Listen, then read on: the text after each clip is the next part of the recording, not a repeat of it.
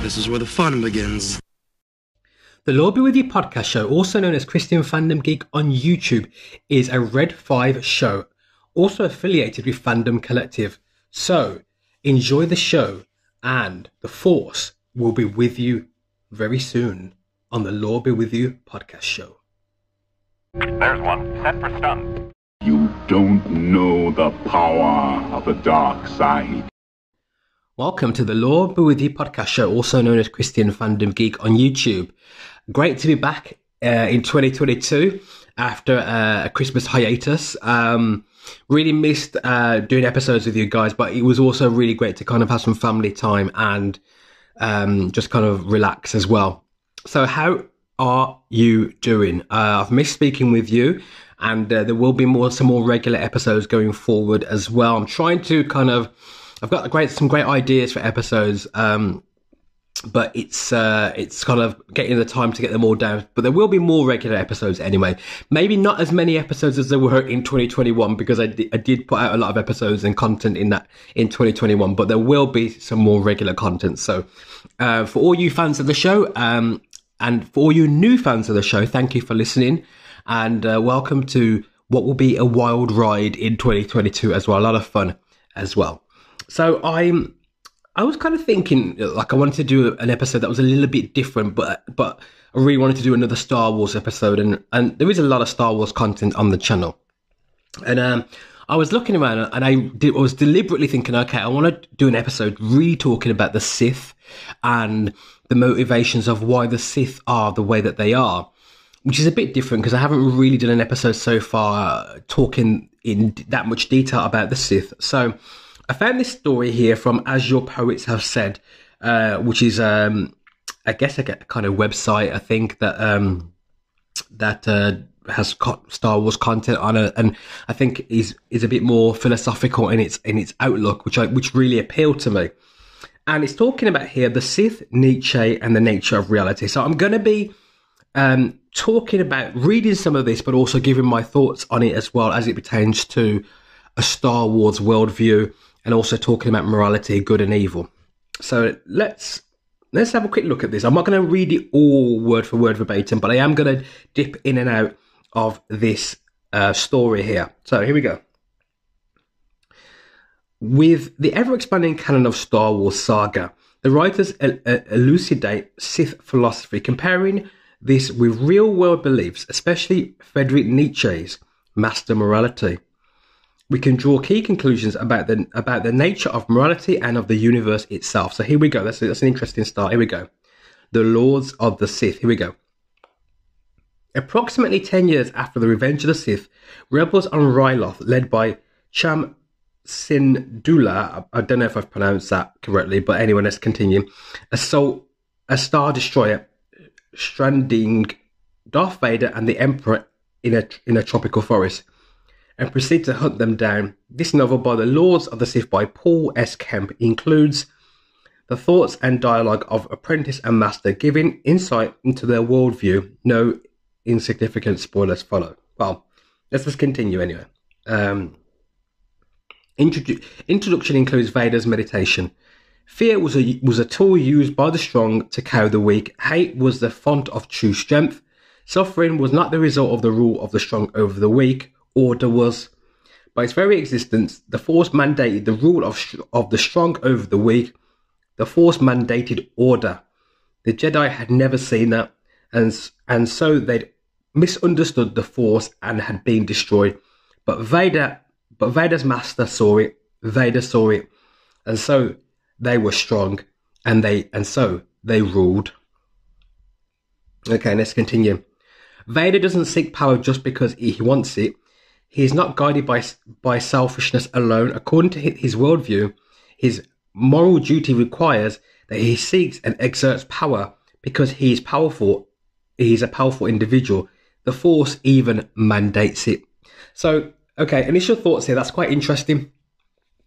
They're saying it's not just selfishness alone, but it's that the Force, obviously the dark side of the Force, mandates.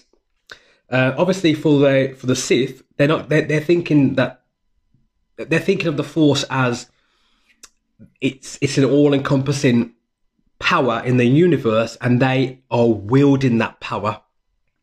And this thinking of the Sith is really, I can understand why the writer is linking this to the thinking of Frederick Nietzsche, because Nietzsche really has the same philosophy. And obviously Nietzsche is way before Star Wars. I mean, Friedrich Nietzsche was like late 1800s to early 1900s, so it's, you know, probably over 150 years ago or so was Nietzsche's era, but as a philosopher in Germany.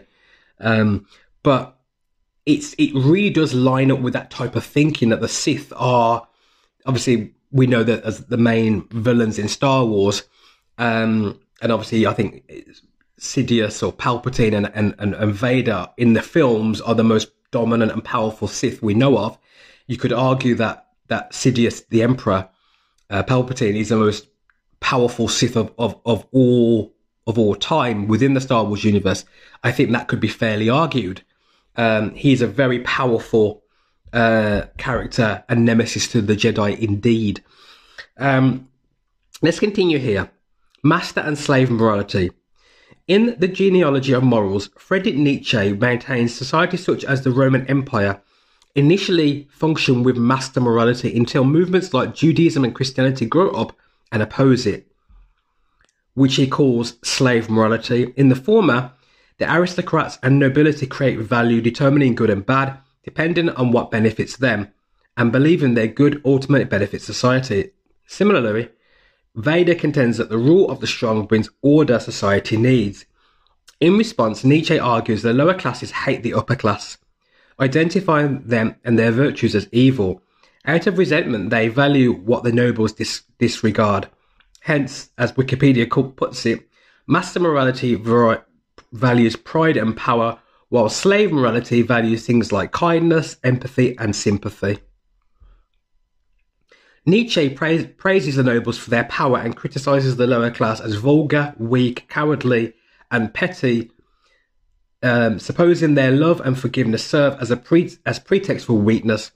Whether or not he correctly states that the nobility in various civilizations believe they ought to rule on the basis of their strength, pride, and ambition, Nietzsche believes they should.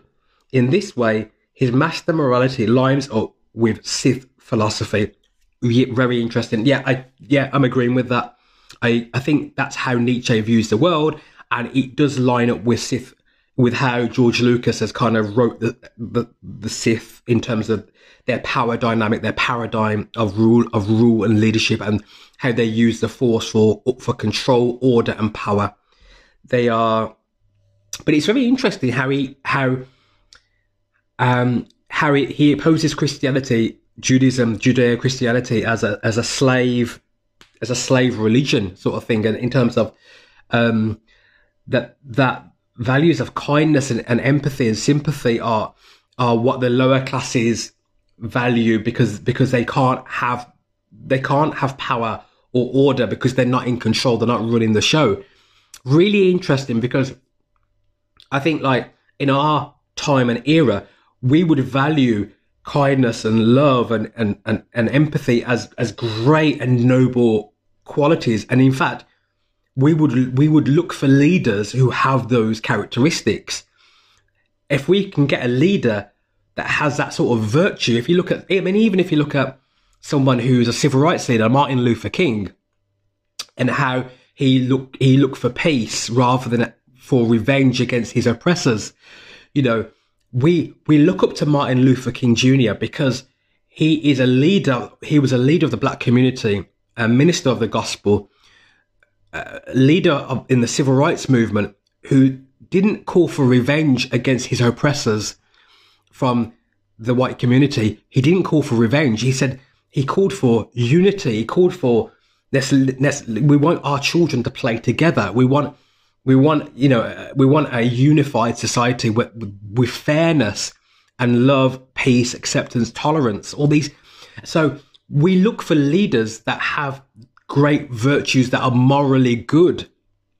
And we don't want leaders like how Nietzsche was wanting leaders that are very authoritarian and domineering, controlling, and very suppressive type of leadership. We don't want that. We reject that. We recoil from it. We go away from that. We're like, no, that's not for us. So really interesting how Nietzsche viewed that. So this is the part one of this episode. Now I'll let you go and get a cup of coffee, a cup of tea, and come back and be ready for part two of our special on the Sith and Nietzsche.